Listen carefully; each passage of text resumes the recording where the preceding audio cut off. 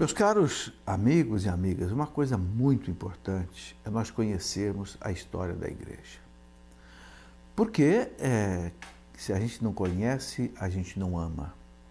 Quem a gente não conhece, a gente não ama, a gente não entende, a gente não compreende. Então, a igreja é a nossa mãe. A igreja tem 21 séculos.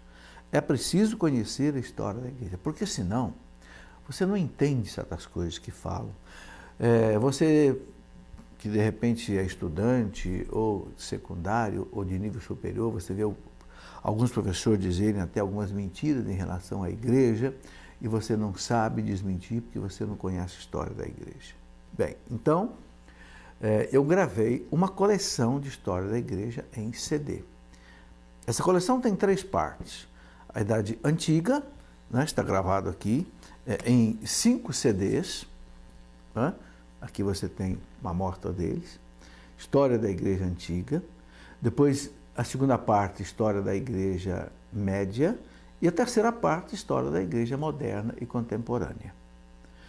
Nós já temos pronto 2 coleções. História da Igreja Antiga, que são 5 séculos, mais ou menos 25 horas de curso. Veja, é um curso para você fazer devagar.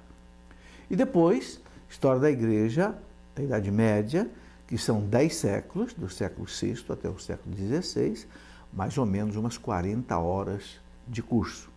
E a terceira parte, que nós estamos preparando, que é a História Moderna e Contemporânea, que vai ter também aí mais ou menos umas 30 horas de estudo. Então é um curso de mais ou menos 100 horas para você conhecer 21 séculos de história da igreja.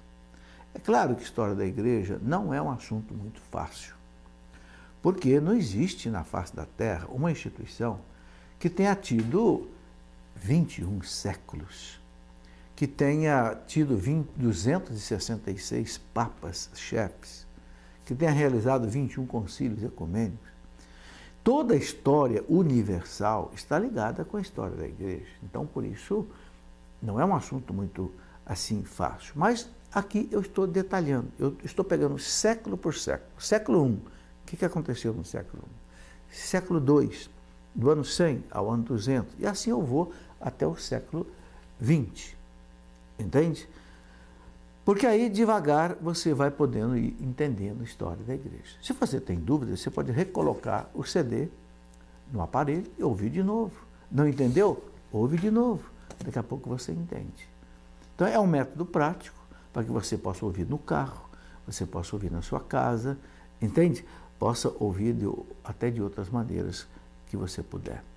Conhecer a história da igreja é conhecer a história da nossa mãe.